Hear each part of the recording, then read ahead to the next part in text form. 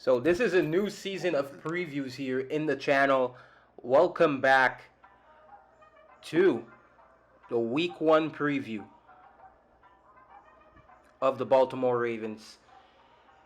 So this week we're going to be facing the Houston Texans to kick off the season. I'm sorry for being a little bit late on it, but I kind of have equipment issues. So right now I'm not operating on my normal mic. I'm operating on the system microphone just for now, just so that I can actually get a preview out. So the Ravens tomorrow, by the time I'm recording, the game is tomorrow at M&T Bank, are going to host the Houston Texans and their rookie quarterback, CJ Stroud, and a bunch of new faces on that Texans team. So before we get to the game, I would like to say a few things about this offseason. We've pretty much gone a long way from it, right? We've come a long way, Ravens fans. A very, very, very long way. Why? Because we had that entire Lamar Jackson saga and the contract. Again, he requested a trade, but then after that, we've pretty much turned it around since. We've turned it around, pretty much. He requested a trade. We signed OBJ. We then signed Lamar to the contract the day of the draft. Then after that, we drafted Zay Flowers. And then it was pretty much, it was a massive turnaround. For the offseason. It looked like we were going to have a different quarterback heading into the season, or Lamar coming into the season just unsigned, unmotivated, and pretty much on a last ride type of mood right there. So we've pretty much overhauled the receiver position. We've hired Todd Monken. I've talked about that in recent videos, in other videos this offseason. We've pretty much overhauled our offense. Our offense. It has a totally new face that looks very, very promising for the near future of this team. So yeah, honestly, I'm extremely excited. I'm extremely excited about this season. It's the most excited I've been since the 2019 season, Lamar's first starting season. It pretty much gives the vibes of that, basically. So hopefully we get a different result, which means we win a Super Bowl, and then a similar season, basically. So yeah, it's pretty much my thoughts on that game. On this season, I'm gonna say. So yeah. So let's start with an outlook on the Houston Texans, real quick. So the Texans, they've drafted CJ Stroud at pick 2 and drafted Will Anderson at pick 3. So these are the two guys that are looking to be their franchise cornerstones for many years to come. They've fired Lovie Smith, brought in DeMeco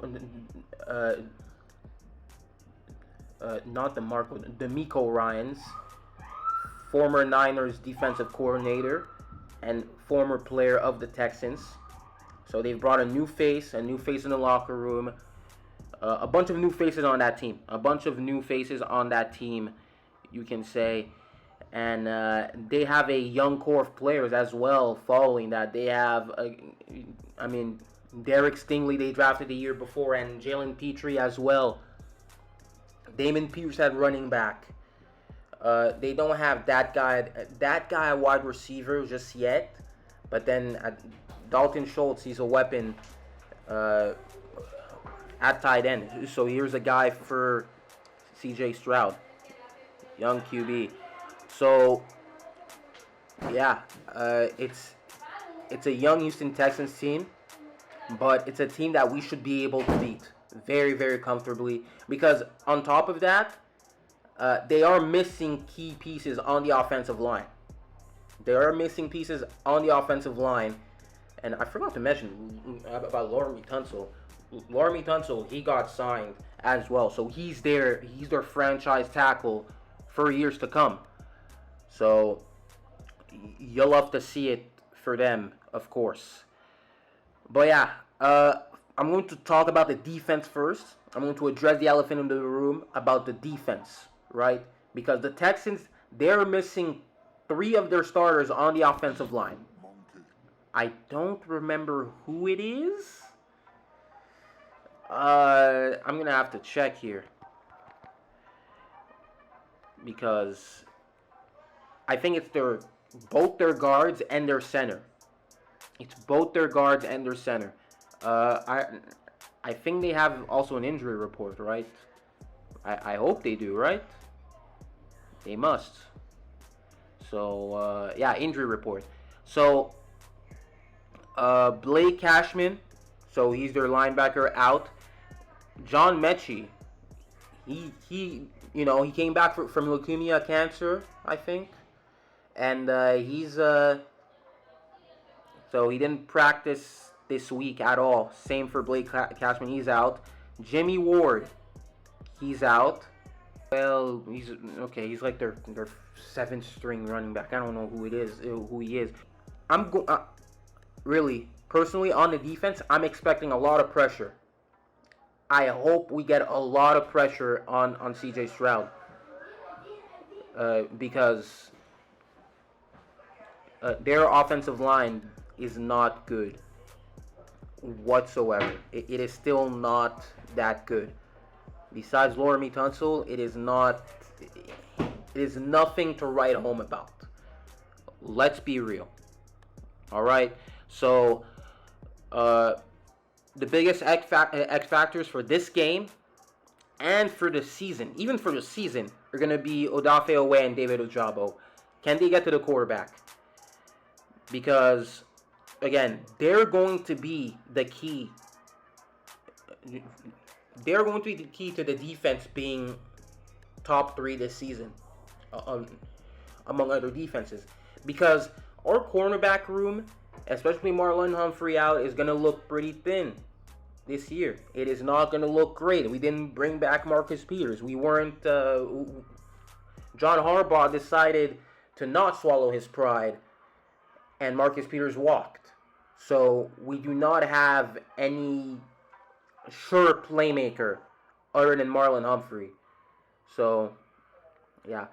And with a great pass rush, it can mask up an average group.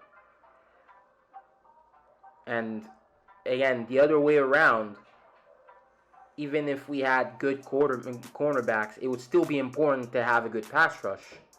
So, pass rush is most important. They were teammates at high school. They were best friends. We're going to be able... we're going to need to see some production, especially from Owe. Owe, he is on a shorter leash than David Ojabo. Ojabo, it's technically his rookie season. But Owe, it's his 3rd season. He's a first-round pick. His 5th-year option is on the line. At the end of the season, we're going to need to decide whether we pick up his 5th-year option or we don't. So, Owe, he's in much bigger pressure. Much more pressure. And then we're going to have Jadeveon Clowney, who's not really going to be a pass rusher, so he's going to be there to stop the run. Do not expect sacks. Do not expect sacks or pressure from him. He is not a pass rusher. He is a run stopper. Let's be clear with that. All right. So both Owe and Ojabo have extremely high ceilings. Oh, and we will find out if they reach it, or if they're even close. So it's got in the AFC. It's a quarterback driven league. It's going to be essential to get to them, no matter who's there. So the Ravens have put all their chips into the basket of that duo. So hopefully they were right for doing so. All right, hopefully they were right for doing so. And again, on the defense, I'm going to be expecting Mike Macdonald to be, to just try and put a lot of different looks, a lot of complex looks on for CJ Stroud, and try and get him confused. Since it's his first start, so he's gonna try and have him intimidated.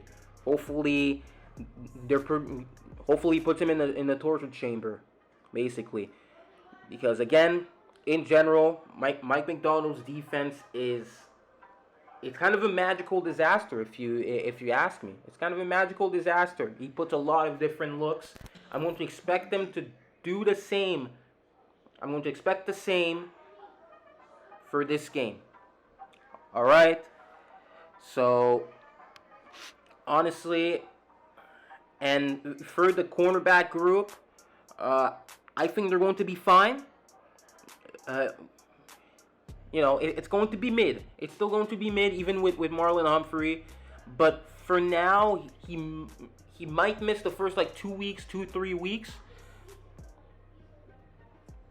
I think our real problem is going to be week 2.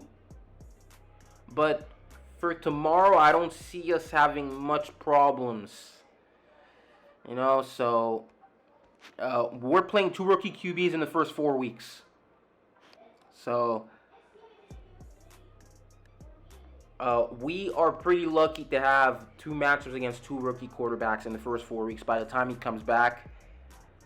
So yeah, but honestly, I would have loved if we invested into it instead of letting Marcus Peters walk and sign Rock Ya-Sin. Rock Ya-Sin is not that good, bro. Rock Ya-Sin is not it. I'm going to be clear. I'm going to be clear with you. He's not it. Right? He's not that good. He can tackle. But I don't know. He's maybe aggressive or something. I think that's what they saw in him, I guess. And that's what they said. Oh, yeah, sign him instead of signing worst quarter. Again, it just sounds like a bunch of Harbaugh stuff.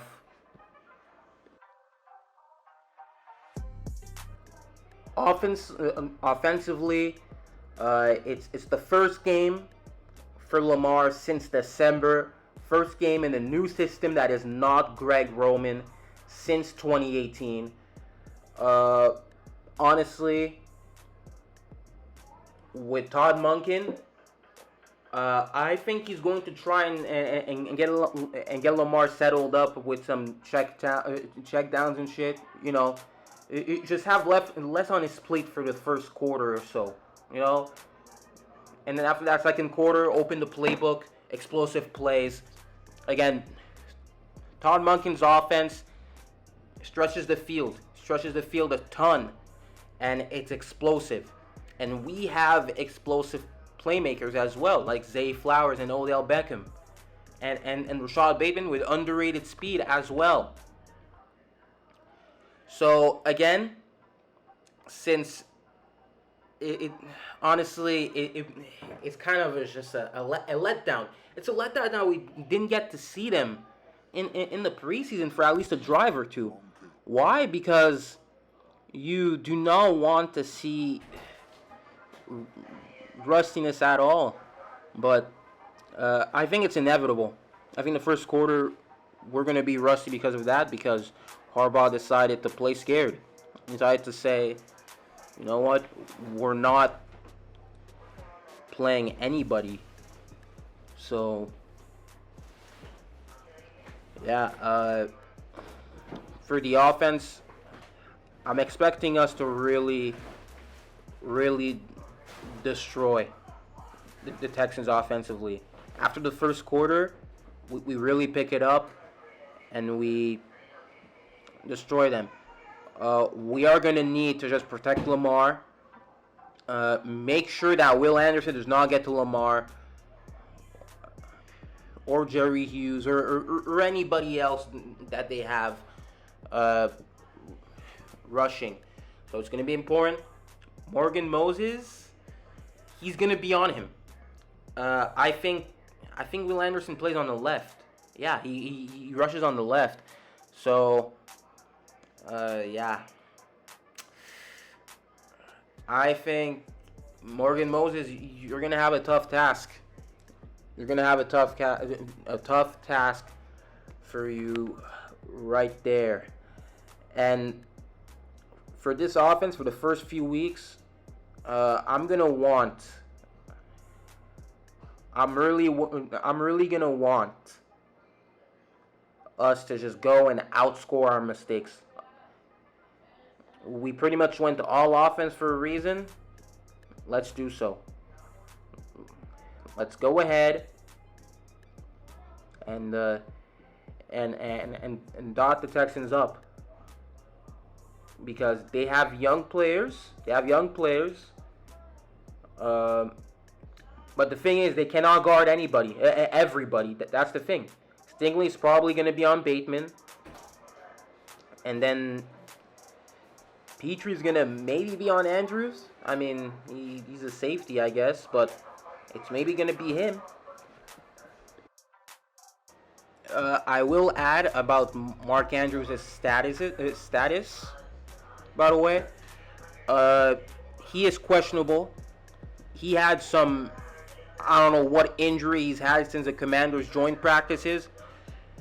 Harbaugh decided not to really reveal anything about it, so it is really hard to say. But we just got news that Sam Mustipher and Darryl Worley were the two players activated for tomorrow's game. So I think that means Mark Andrews plays. He's definitely playing, because there's no way we're going to run with two tight ends. And if Mark Andrews wasn't playing, then we would have called up Travis Vokolek. So that's just my guess, but we do not know until we know with the Ravens. So my score prediction is 34-17 Ravens.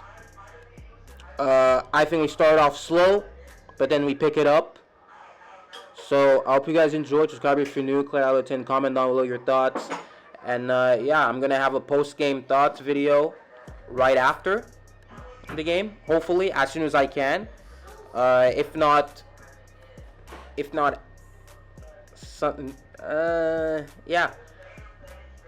Maybe the day after, but as soon as possible. But yeah, see you guys in the next one.